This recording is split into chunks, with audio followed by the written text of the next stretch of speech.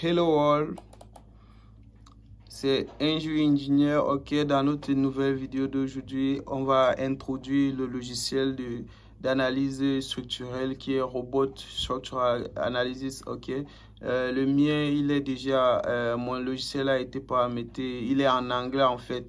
Ok, qu'est-ce qu'il y a lieu de savoir avant de commencer? En fait, ça, le logiciel Robot, comme vous le savez déjà, cette vidéo principalement est pour les adeptes du génie civil, pour ceux qui reçoivent une formation en génie civil, ok?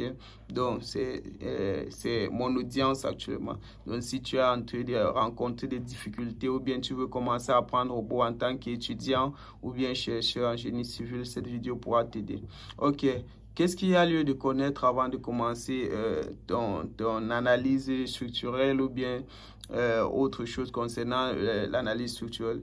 Tu dois d'abord connaître à quoi sert cette interface-ci. Comme ici, tu peux remarquer que nous avons ce qu'on appelle les modèles, ok, ou bien les modèles opératoires, ok.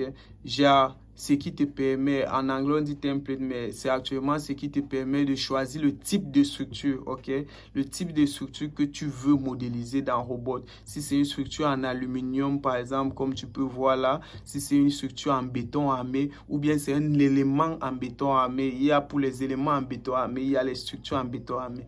Donc ça dépend. Si tu veux dessiner une structure, genre tout un bâtiment, tu peux sélectionner celui-ci avant de commencer ton projet, ou bien si c'est seulement un élément du béton armé que tu veux utiliser, genre peut-être une poutre ou un poteau ou une semelle, tu cliques sur celui-ci, élément en béton armé, ok.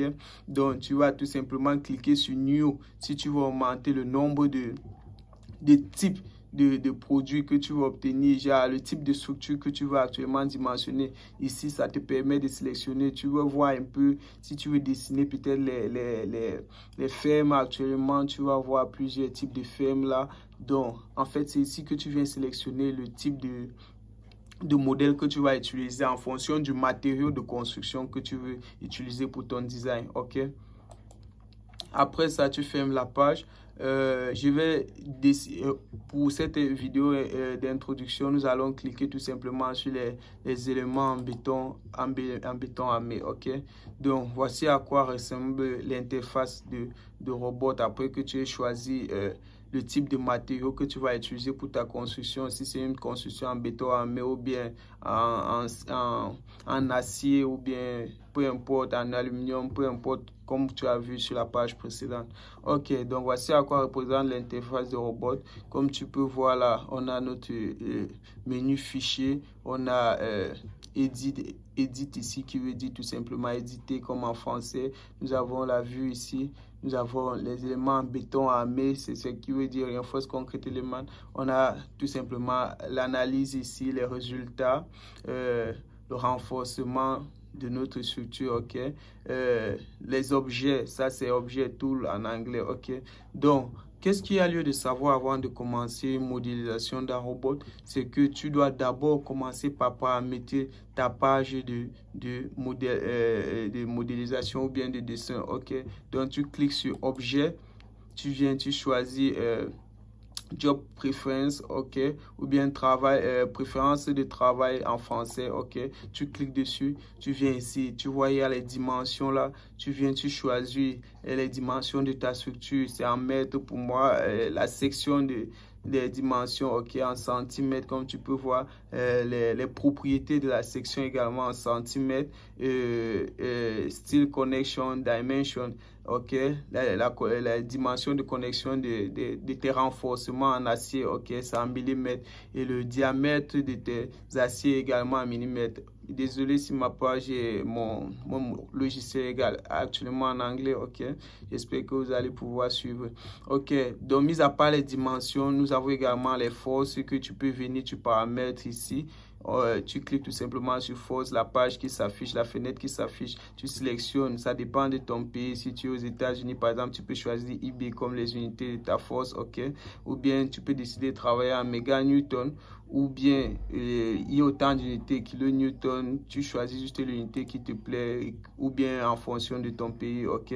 Maintenant, tu as le moment ici qui est donné en kilonewton mètre, ok, donc tu peux décider de changer soit en newton ou en méga newton comme tu peux voir là.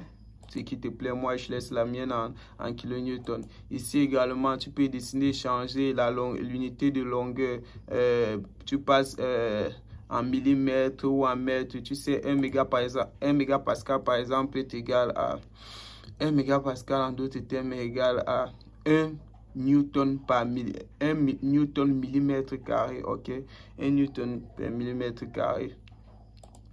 Ok, ok, c'est même pas, ok, c'était plutôt ici, newton par millimètre carré, c'est genre la force, ok, le stress, comme tu peux voir, on a mis là, ici le moment, tu n'as pas trop à te gêner, kilonewton par kilonewton mètre, ou newton mètre, ou newton millimètre, en fonction de toi, ok, donc, et puis, il y a autre, le déplacement, l'angle, les températures, le poids, la masse, ok.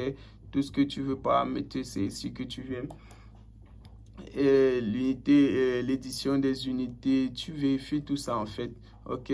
Maintenant, le code que tu vas utiliser pour ton design, tu sais, on a Eurocode, on a le British Standard, on a le BAEL qui est le BAEL. On a la norme française. Donc, tu choisis juste en fait le code qui te plaît ici. Ok, quand tu cliques sur l'autre qui veut dire les charges ici, ça te permet de choisir le code en fait qui te plaît. Ok, voilà un peu à quoi ça ressemble lorsque tu cliques par exemple sur l'état limite ultime. Ok, ça c'est quand tu cliques sur moi pour regarder à quoi correspond la norme européenne, parce que actuellement c'est sur EN qui est la norme européenne. Mais si tu veux changer cette norme européenne, tu viens tout simplement ici, tu cliques et tu vas avoir un certain nombre de codes là. Tu choisis, voilà, more là-bas, qui veut dire plus en anglais. Pour plus de codes, tu choisis le code qui correspond au tien ou bien à ton pays, ok. Maintenant ici, tu as le vent ou la neige, vent, snow ou wind load, qui est vent ou les charges de la neige ou bien du vent, ok. Tu choisis, il y a toujours plus à la fin pour te donner plus de codes, ok. Même chose pour les charges sismiques, tu fais ton choix également, il y a toujours un plus à la fin, tu cliques dessus, tu verras plus de codes en fonction de ce que tu cherches, tu pourras le retrouver là, ok. Après que tu aies fini tes paramètres, tu peux cliquer là, tu fermes, tu as arrangé, apprêté ta page de dessin, ok. Tu peux venir maintenant ici, par exemple, tu cliques sur New Beam qui veut dire nouvelle poutre, par exemple. On va cliquer sur nouvelle poutre. Autre chose qui est à savoir, la première vidéo que j'avais faite était sur le type de support. Ok, lorsque ça s'affiche comme ça, tu viens tout simplement, tu te positionnes à cet angle-ci, tu tires la page et tu la positionnes en bas. Ok, voilà notre nouvelle poutre qu'on veut dimensionner. Pour l'instant, elle a une section arbitraire qui a été choisie par le logiciel. Comme vous pouvez voir là, on a une 35 par 60. Ok, eh bien, comme je disais tantôt, tu ne peux pas faire d'analyse structurelle sans connaître le type de support. Ça, c'est la base. Ok. Donc, quand tu viens donc ici sur un élément que tu veux analyser comme pour une poutre, tu veux dimensionner une poutre, tu viens d'abord sur span géométrie. Ok. La géométrie de ta portée. Ok. En d'autres termes, c'est le motamotage. Tu auras pin ici qui veut dire tout simplement encastré. Non, qui veut dire rotule, ok. Tu auras fixe également, qui veut dire encastré, et tu auras roller, qui veut dire rotationnel, ok. J'ai fait une vidéo sur les types de support, et rassure-toi toujours que tu changes ton type de support à gauche et à droite, ok, parce que tu auras tout celle de gauche et celle de droite, ok, que ça soit une simple articulation ou bien un encastrement ou bien, ok. Comme tu connais, il faut regarder. Si tu ne connais pas les types de support, regarde tout simplement la vidéo que j'ai faite dessus. Et ici, ça te permet Basic Dimension. Ici, en d'autres termes, tu règles la section de ta poutre. Comme tu vois, 35 par 60, tu peux changer. Tu mets en fonction de la poutre et de la section que tu as choisi ou bien que tu as trouvé lors du prédimensionnement. Comme tu vois ici, nous avons la longueur de notre portée qui est prédéfinie, mais tu peux la changer, mettre celle qui te convient. Ok, ici c'est comme un property palette, déjà la fenêtre des propriétés de ton élément en béton armé que tu es en train de vouloir designer. Comme tu peux voir là, on a les généralités, ok. Comme tu vois, on a le renforcement, on a la calculation et tout. Ici, au niveau de concret, qui veut dire béton, on a le type de béton qui est de C20-25, qui est la compression de notre béton. On a en d'autres termes la compression qui a été choisie automatiquement par le logiciel, qui est de 20 mégapascal. On a également au niveau de longitudinal, on a la classe de notre renforcement, ok, la classe de nos aciers qui est B500, qui nous dit tout simplement que c'est un fer de 500, FE500 par exemple, ok. Donc tout ce qui concerne les propriétés intrinsèques du matériau que tu es en train d'utiliser et de l'élément que tu veux designer, c'est ici que tu vas regarder les propriétés.